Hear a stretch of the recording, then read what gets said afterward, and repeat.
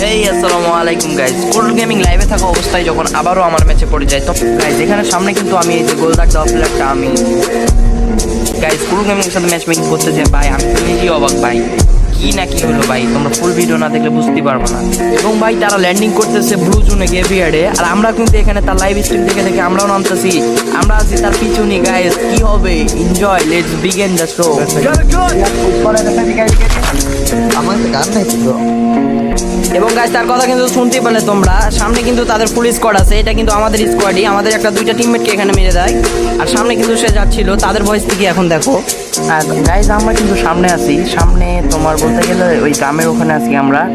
দেখা যাক ওরা কিন্তু যাচ্ছে আস্তে আস্তে, এখন পুরো গেমিং এর সাইড থেকে দেখো তাহলে হবে। বেন্ডিং থেকে চলে আসো, বেন্ডিং করে আসো, বেন্ডিং করে আসো, বেন্ডিং প্লেয়ার আছে। আসলে দুইটা এক নাও। ভাই এটা কিন্তু আমি, দেখা যাক কি হয় এখানে, কি আমি মারতে পারবো না, সে আমাকে মেরে দেবে। তার আগে আমার চ্যানেলটা সাবস্ক্রাইব করো। দুইটা এক নাও।